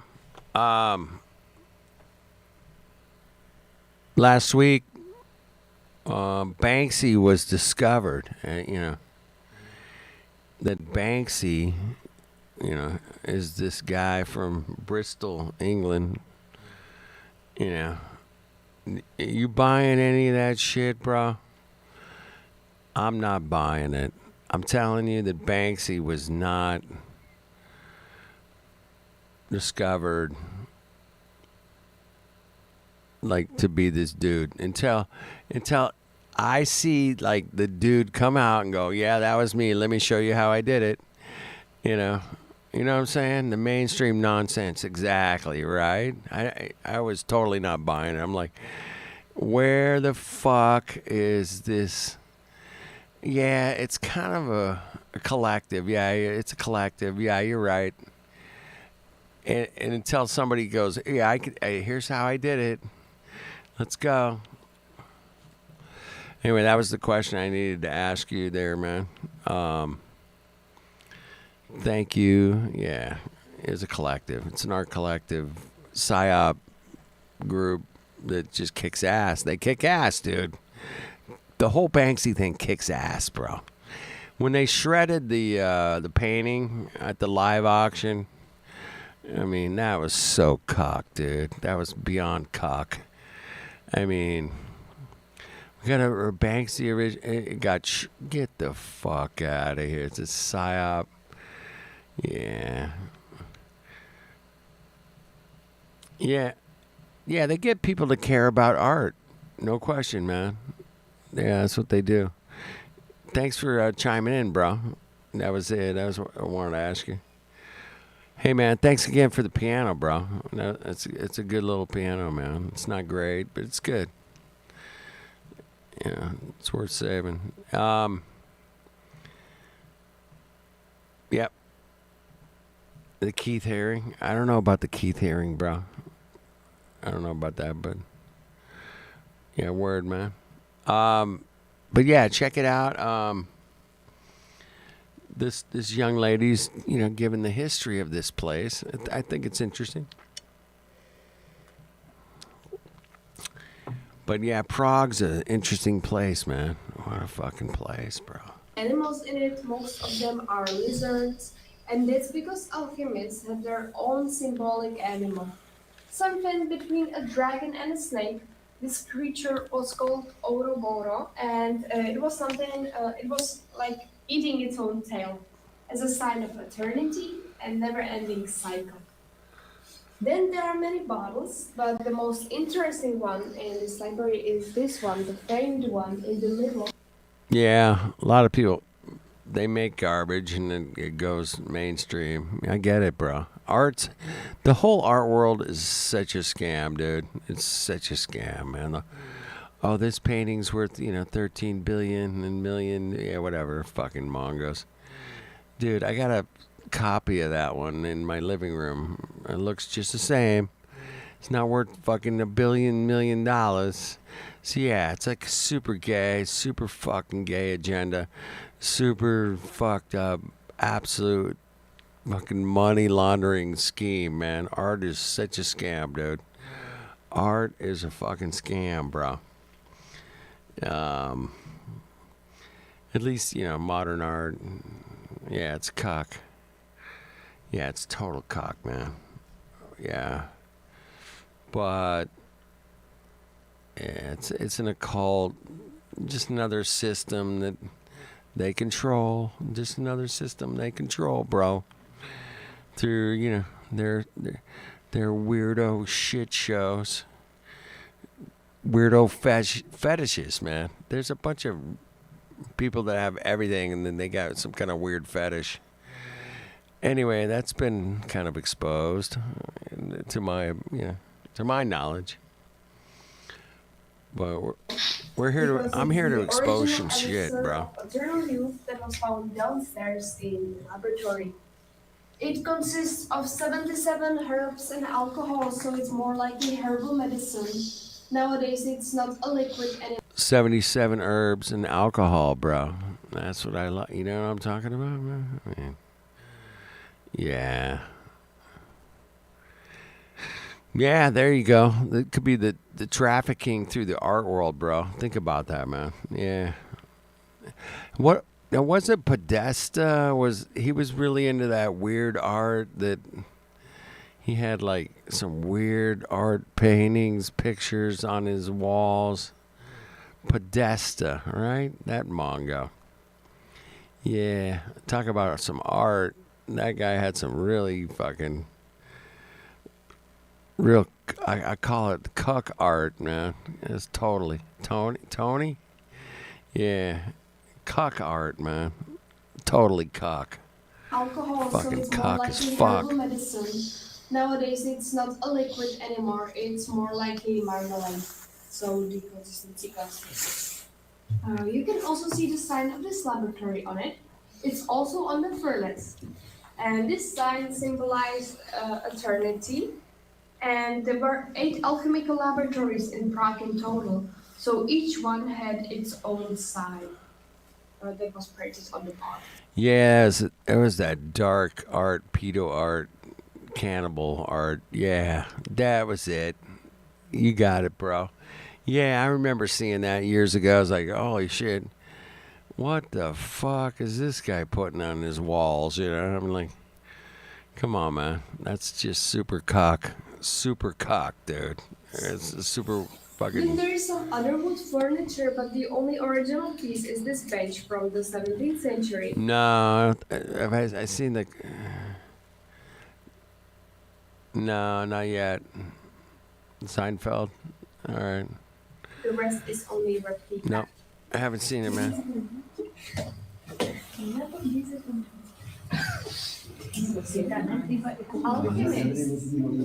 Alchemists had a secret entrance to the laboratory. We still fun have a part. replica of The alchemist had a secret entrance to the laboratory. Did you hear that? I'll play it again. They had a secret entrance to the laboratory. Secret, bro. Alchemists had a secret entrance to the laboratory. We still fun have a part. replica of it in this room, so you can take a look around and guess where it could be. The secret entrance to the laboratory here. No, it's a secret there. No, oh, okay. You got to pull the third book on the right or second, and then it opens a secret entrance, bro. Secret entrance to the laboratory. All right, thank you, GM, bro. Thank you, brother. All right, thank you, man. I got it. Here we go. Kurt, I got you. Oh, Kurt, got it. Check it out, man. It's on my playlist, bro. It's on my playlist. Watch the beginning of the video. It's like 3 minutes. All right. I'll check it out, man. Check it out. Thank you, brother. Secret entrance to the laboratory. The first movie that was ever motion picture that's claimed to have been ever made was it called a Journey to the Moon or a Voyage to the Moon. And today they went back to the moon. They're going back to the moon today. I mean, it's just big news, man. I mean, not trying to be a dick or something. I'm just saying, man, that there was a lot of mainstream information on about where they're going back to the moon. I mean, they had a rocket launch. I mean, a lot of hype, man, a lot of hype. But yeah, well, check it out, man. Check it out. Here. No. There. It's in the bookshelf. The secret entrance was originally also in the bookshelf, but we have a different mechanism, so it's easier to open, but it's still not like IKEA, so you have to push very much. Oh shit! There you go. Now we can move downstairs. How cock is that? I want that's so like a life cock, ambition bro. for me to have something like that. That is so cock, man. Yeah. I mean, think about it. That's cock. Fucking mongos. All right.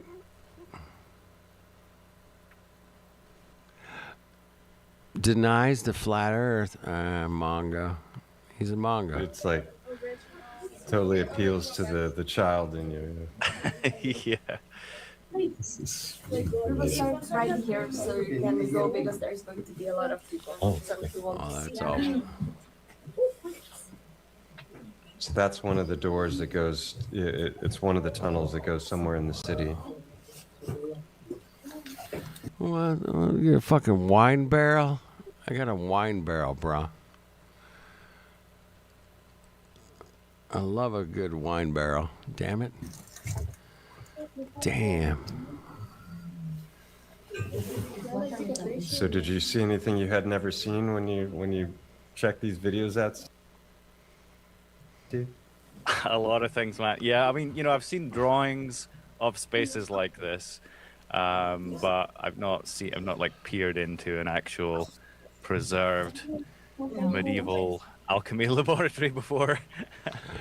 This is their laboratory. Laboratory.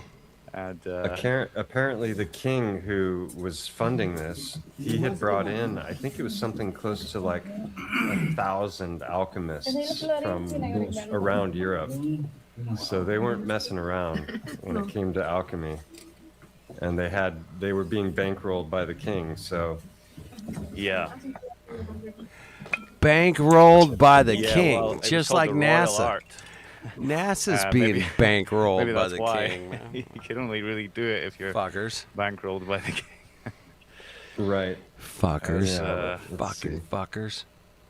And so there's just a few more short clips I'll play of Rudolf II inside here. supported alchemy, and he gave these alchemists enough financial support so they could work here.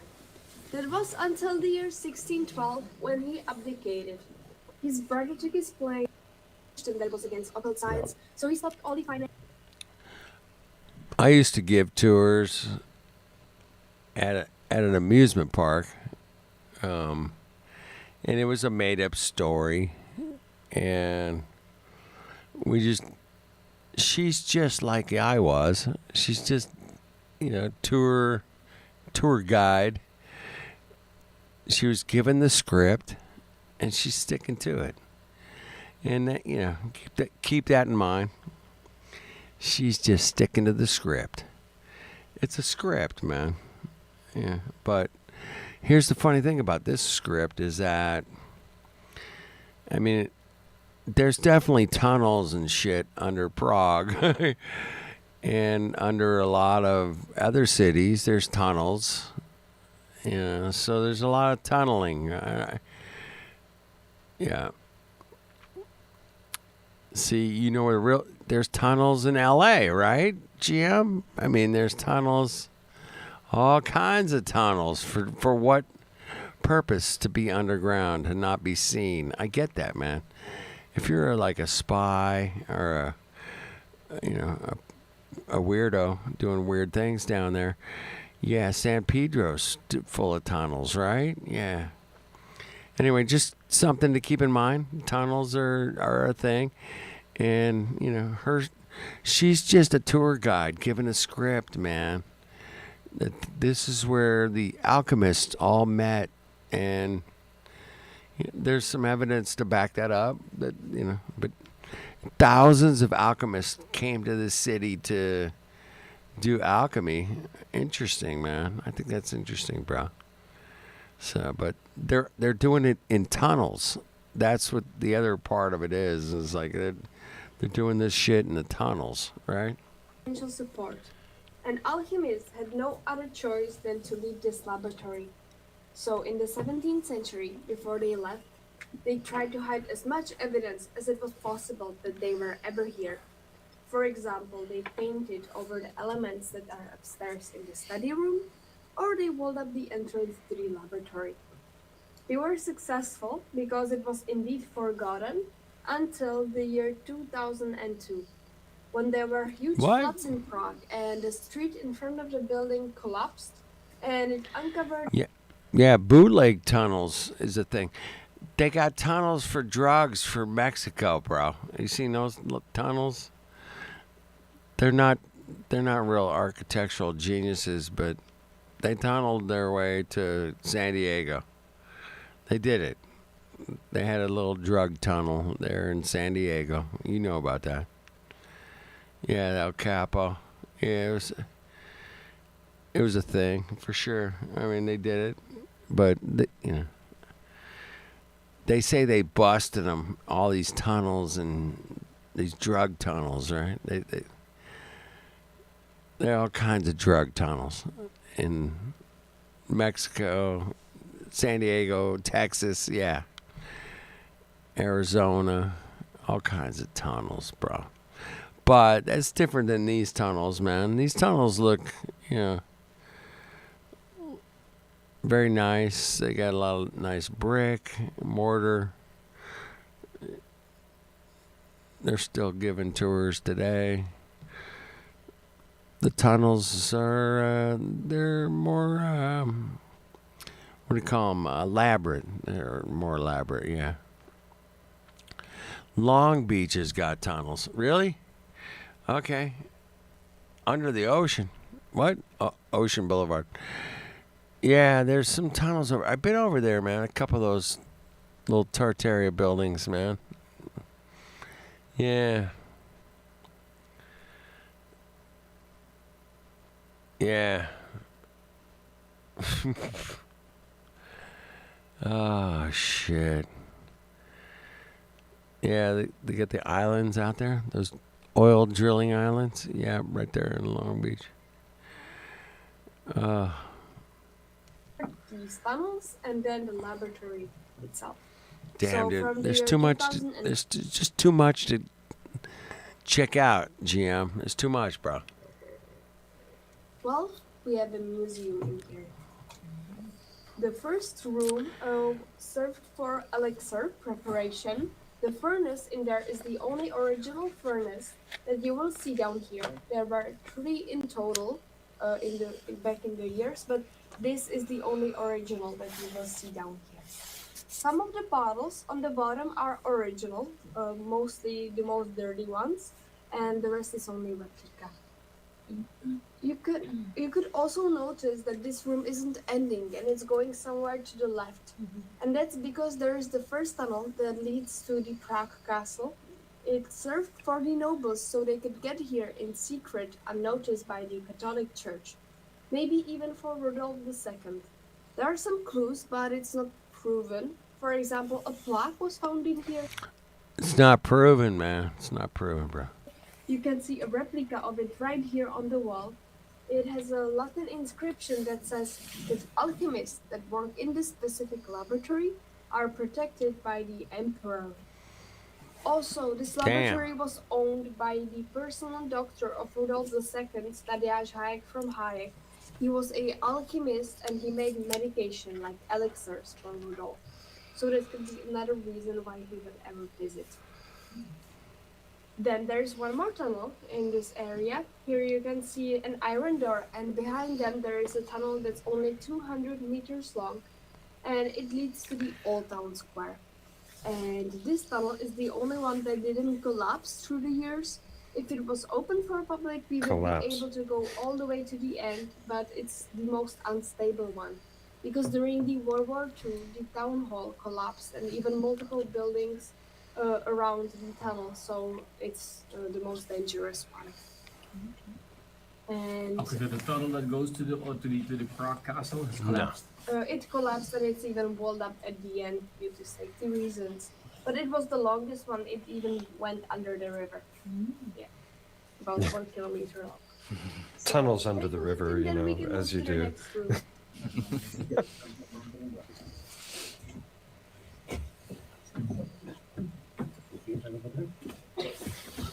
Show me the pictures. Stacy says collapsed due to bombing, perhaps, but fortunately, Prague wasn't bombed out during World War II. One of the few places that wasn't, I guess. Yeah, this is just looking at the inside of. There we go.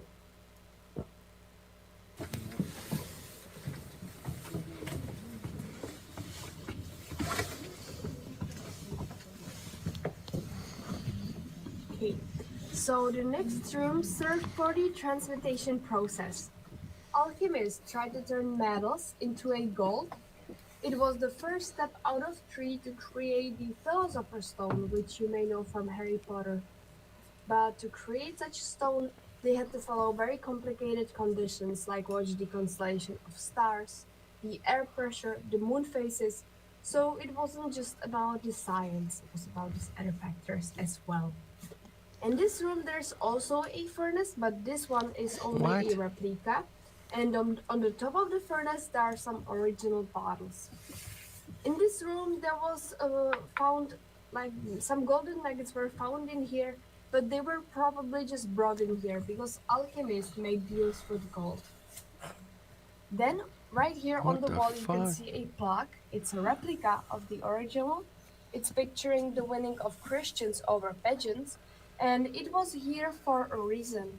Because it covered a chest that was walled up in there with documentation about this place, recipes for their elixirs, but the wall collapsed in this area and the chest was found again. So, in the year 2002, Benedictine monks from Brno in Czech Republic started to specialize on recreating these elixirs based on the original recipes. They were successful with only 4 of them because the rest contained drugs, heavy metals.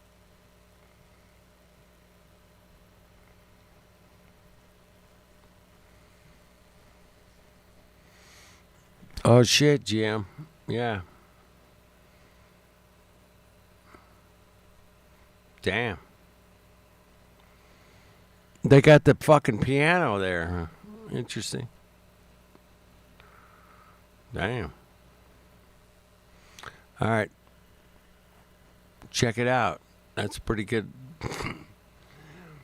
Scottish Rite. Scottish Rite. Scottish wrong.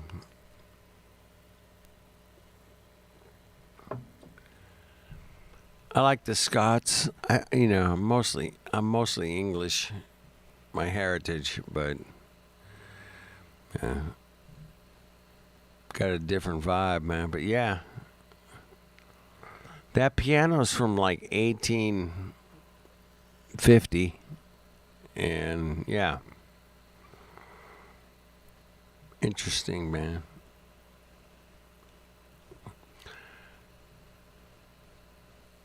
Scottish, Irish, English.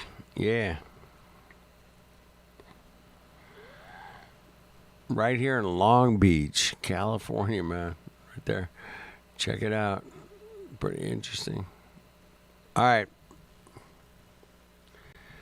I got to go to bed. Let's play a song, man. I got to get out. We'll finish this another day, man. That was pretty cool. It was good. All right, it was good.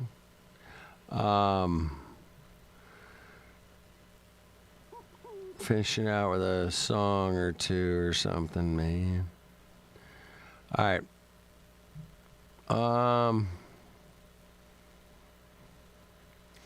I don't have a lot to choose from, Brad. I'll get it. All right, here we go. Cheers, everybody. Thank you, man.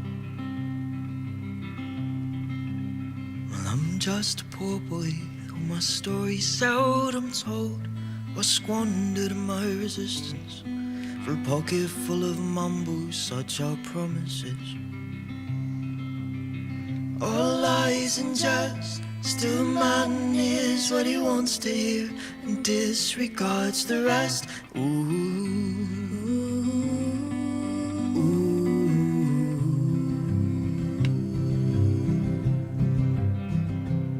When I left my home, my family, I was no more than a boy in the company of strangers, in the quiet of the railway stations, running scared.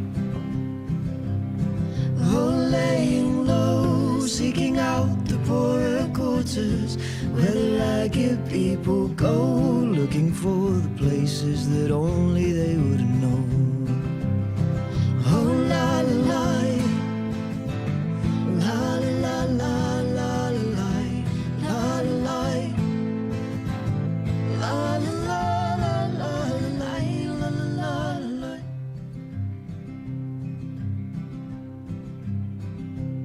asking only workmen's wages. I come looking for a job, but I've got no offers.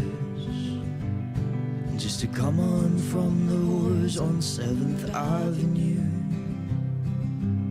And I do declare there were times when I was so lonesome that I took some comfort there. La la la la la la la.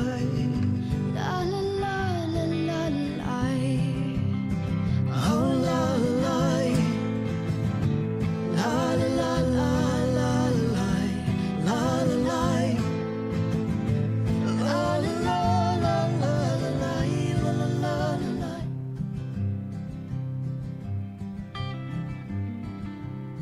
As I'm laying out my winter clothes, wishing that I was gone, going home, where the New York City winters are bleeding me. Oh, bleeding me. Ooh, going home.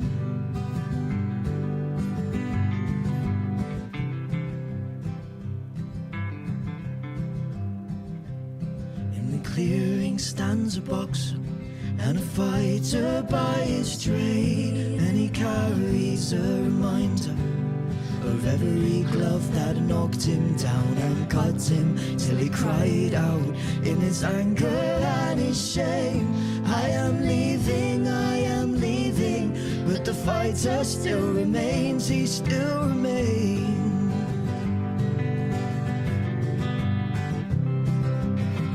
Oh la la, la la la la la, la la la.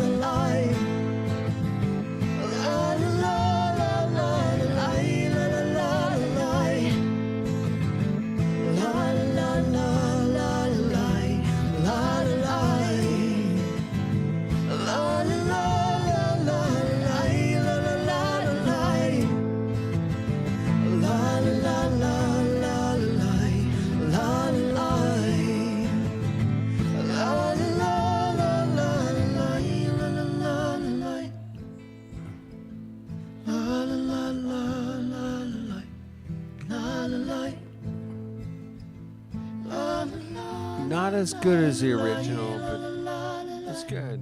It's okay. Alright. Thank you guys for hanging out, man. Don't hang out anymore, man. Don't hang out. Cheers, everybody, man. Cheers.